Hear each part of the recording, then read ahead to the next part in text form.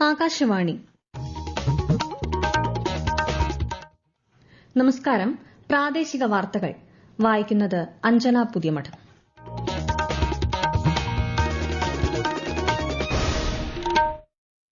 പ്രധാന വാർത്തകൾ. നിരവധി മേഖലകളിൽ സഹകരണം ശക്തമാക്കി ഇന്ത്യയും ഇസ്രായേലും. ഇന്ത്യ ഇസ്രായേൽ ബന്ധത്തിന് ശക്തമായ അടിത്തറയെന്ന് പ്രധാനമന്ത്രി നരേന്ദ്രമോദി. ഒരു ദിവസത്തെ സന്ദർശനത്തിനായി ഝാർഖണ്ഡിലെത്തിയ രാഷ്ട്രപതി ദ്രൌപതി മുർമുവിന് ഊഷ്മള സ്വീകരണം. നീതിന്യായ വ്യവസ്ഥയിലെ അഴിമതിയെക്കുറിച്ചുള്ള പരാമർശത്തെ തുടർന്ന് 8ാം ക്ലാസ്സിലെ പാഠപുസ്തകം നിരോധിച്ച് സുപ്രീംകോടതി.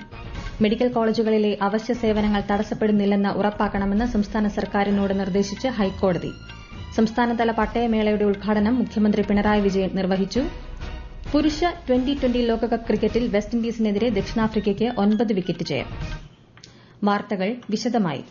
നിരവധി മേഖലകളിൽ സഹകരണം ശക്തമാക്കി ഇന്ത്യയും ഇസ്രായേലും. ഭൌമ ഭൌതിക പര്യവേക്ഷണം, മത്സ്യബന്ധനം, മത്സ്യകൃഷി, UPI, കൃത്രിമ ബുദ്ധിയുടെ ഉപയോഗത്തിലൂടെ വിദ്യാഭ്യാസം മെച്ചപ്പെടുത്തൽ, സാംസ്കാരിക വിനിമയം എന്നിവയുൾപ്പെടെ വർദ്ധിപ്പിക്കുന്നത് സംബന്ധിച്ച ധാരണാപത്രങ്ങളിൽ ഇരു രാജ്യങ്ങളും ഒപ്പിട്ടു. പ്രധാനമന്ത്രി നരേന്ദ്രമോദിയും ഇസ്രായേൽ പ്രധാനമന്ത്രി ബെന്യാമിൻ നെതന്യാഹുവും തമ്മിലുള്ള പ്രതിനിധിതല ചർച്ചകൾക്ക് ശേഷമാണ് ധാരണാപത്രങ്ങൾ ഒപ്പിട്ടത്. പരസ്പര വിശ്വാസം, ജനാധിപത്യ മൂല്യവിനിമയം എന്നിവയുടെ ശക്തമായ അടിത്തറയിലാണ് ഇന്ത്യ ഇസ്രായേൽ ബന്ധം സ്ഥാപിതമായതെന്ന് പ്രധാനമന്ത്രി നരേന്ദ്രമോദി പറഞ്ഞു. ഇസ്രായേലിൽ UPI ഉപയോഗിക്കുന്നതിനായി കരാറിലെത്തിയതായും അദ്ദേഹം അറിയിച്ചു. നവീകരണത്തിലൂന്നിയുള്ള ബന്ധമാണ് ഇസ്രായേലും ഇന്ത്യയും തമ്മിലുള്ളതെന്ന് ബെന്യാമിൻ നെതന്യാഹു പറഞ്ഞു. പ്രസിഡന്റ് ഐസക് ഹെർസോഗുമായും പ്രധാനമന്ത്രി ഉഭയകക്ഷി ചർച്ച നടത്തി. ഒരു ദിവസത്തെ സന്ദർശനത്തിനായി രാഷ്ട്രപതി ദ്രൌപതി മുർമു ഇന്ന് ഝാർഖണ്ഡിലെത്തി. ഗവർണർ സന്തോഷ് കുമാർ ഗാംഗ്വാറും മുഖ്യമന്ത്രി ഹേമന്ത് സോറനും റാഞ്ചിയിലെ ബിർസ മുണ്ട വിമാനത്താവളത്തിൽ രാഷ്ട്രപതിയെ സ്വീകരിച്ചു.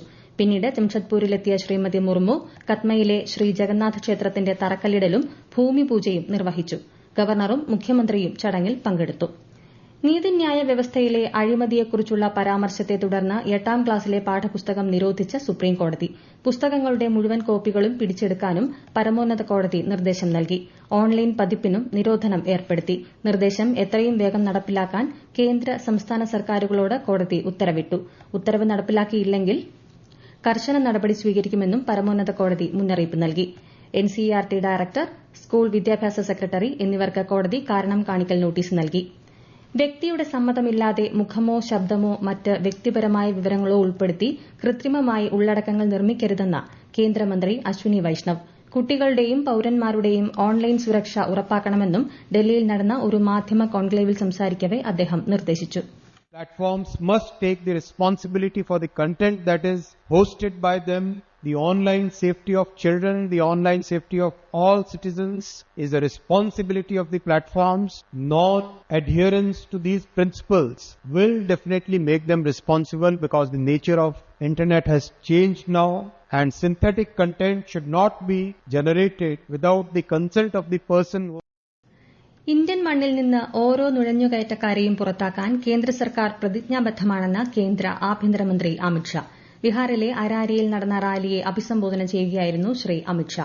നുഴഞ്ഞുകയറ്റക്കാരിൽ നിന്നുള്ള മോചനം എന്നത് വോട്ടർ പട്ടികയിൽ നിന്ന് പേര് നീക്കം ചെയ്യുന്നതിൽ മാത്രം ഒതുങ്ങുന്നതല്ലെന്ന് അദ്ദേഹം പറഞ്ഞു.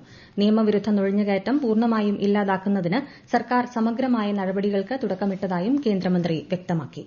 സർക്കാർ മെഡിക്കൽ കോളേജുകളിലെ അവശ്യ സേവനങ്ങൾ തടസ്സപ്പെടുന്നില്ലെന്ന് ഉറപ്പാക്കണമെന്ന് സംസ്ഥാന സർക്കാരിനോട് നിർദ്ദേശിച്ച് ഹൈക്കോടതി. Kerala government medical college teachers association നടത്തിവരുന്ന അനിശ്ചിതകാല OP ബഹിഷ്കരണത്തിന്റെ പശ്ചാത്തലത്തിൽ ഒരു പൊതു താൽപര്യ ഹർജി പരിഗണിക്കുകയായിരുന്നു കോടതി. OP പ്രവർത്തനം തടസ്സമില്ലാതെ തുടരാൻ മറ്റ് ഡോക്ടർമാരെ നിയമിക്കുന്നതായും പണിമുടക്കുന്ന ഡോക്ടർമാരുമായി ചർച്ച നടത്തുന്നതായും സർക്കാർ കോടതിയെ അറിയിച്ചു.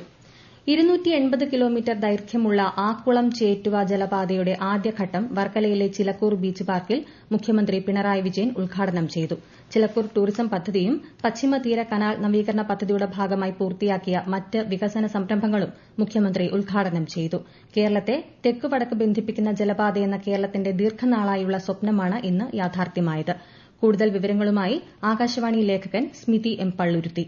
ചരക്ക് നീക്കത്തിനും വാട്ടർ ടൂറിസത്തിനും വൻ ഉത്തേജനം നൽകുന്ന ഒന്നായിരിക്കും ആക്കുളം ചേറ്റുവ ജലപാത. വർക്കലയിലെ ചിലക്കൂർ തുരങ്കം നവീകരിച്ചതോടെയാണ് ഈ ജലപാത സഞ്ചാരയോഗ്യമായത്. 1960 വരെ ഉപയോഗത്തിലിരുന്ന ഈ തുരങ്കം പിന്നീട് ഉപയോഗശൂന്യമാകുകയായിരുന്നു. 2006-2007 കാലത്ത് ഇവിടം ശുചീകരിച്ച് ചെറിയ വള്ളങ്ങൾക്ക് കടന്നുപോകാൻ സൗകര്യമൊരുക്കിയിരുന്നു. ഇതാണ് ഇപ്പോൾ നവീകരിച്ച് ഗതാഗതത്തിനായി തുറന്നുകൊടുക്കുന്നത്. ഇന്ന് ആദ്യഘട്ടം പൂർത്തിയാക്കിയ ഈ പദ്ധതി കോവളം മുതൽ ബേക്കൽ വരെ പൂർണ്ണമാകുമ്പോൾ കായലുകളും നദികളും മനുഷ്യനിർമ്മിത കനാലുകളും എല്ലാം ബന്ധിപ്പിച്ചുകൊണ്ടുള്ള 616 കിലോമീറ്റർ ദൈർഘ്യമുള്ള ജലപാതയായി മാറും.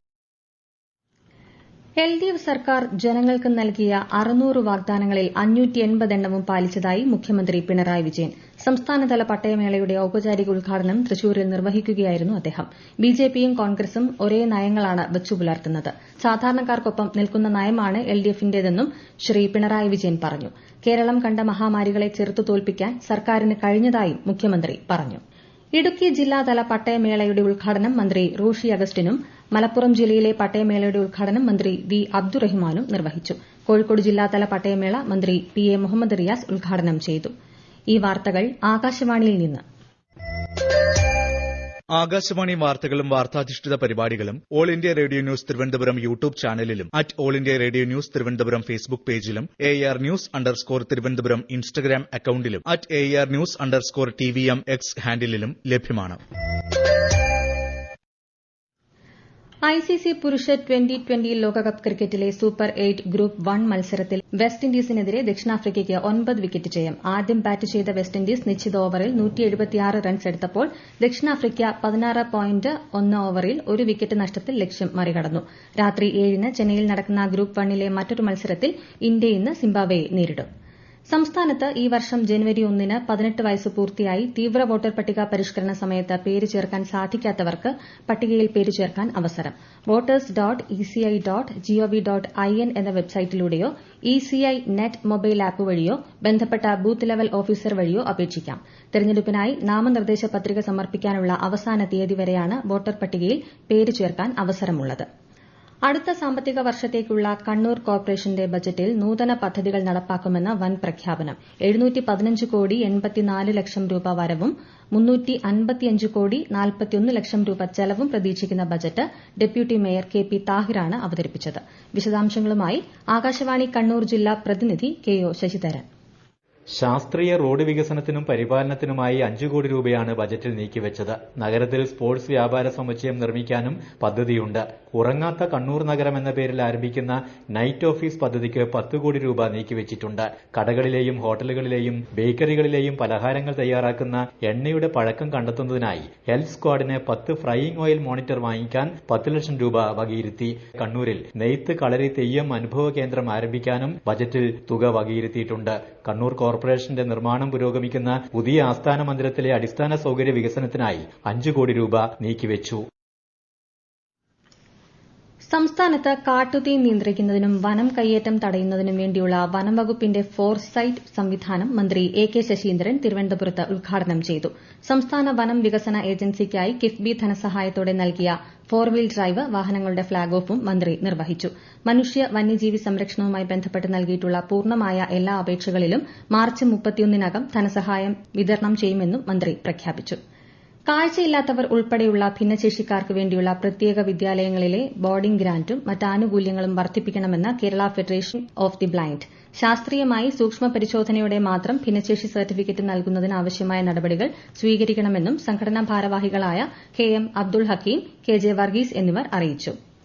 KSRTCക്ക് പെൻഷൻ വിതരണത്തിനായി സർക്കാർ 73.5 കോടി രൂപ കൂടി അനുവദിച്ചതായി ധനമന്ത്രി KN ബാലഗോപാൽ അറിയിച്ചു. നടപ്പു ബജറ്റിൽ കോർപ്പറേഷനായി നീക്കിവച്ചത് 900 കോടി രൂപയാണ്. പെൻഷൻ വിതരണത്തിന് 879 കോടി രൂപ ഉൾപ്പെടെ ഈ വർഷം 1399 കോടി രൂപയാണ് KSRTCക്ക് നൽകാൻ സഹായമായി ഇതുവരെ കൈമാറിയതെന്നും മന്ത്രി പറഞ്ഞു. പ്രധാന വാർത്തകൾ വീണ്ടും. നിരവധി മേഖലകളിൽ സഹകരണം ശക്തമാക്കി ഇന്ത്യയും ഇസ്രായേലും. ഇന്ത്യ-ഇസ്രായേൽ ബന്ധത്തിന് ശക്തമായ അടിത്തറയെന്ന് പ്രധാനമന്ത്രി നരേന്ദ്രമോദി. ഒരു ദിവസത്തെ സന്ദർശനത്തിനായി ഝാർഖണ്ഡിലെത്തിയ രാഷ്ട്രപതി ദ്രൌപദി മുർമുവിന് ഊഷ്മള സ്വീകരണം.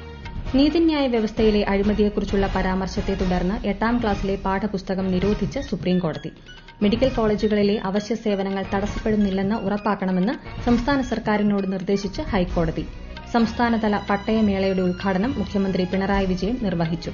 പുരുഷ 2020 ലോകകപ്പ് ക്രിക്കറ്റിൽ വെസ്റ്റ് ഇൻഡീസിനെതിരെ ദക്ഷിണാഫ്രിക്കയ്ക്ക് 9 വിക്കറ്റ് ജയം.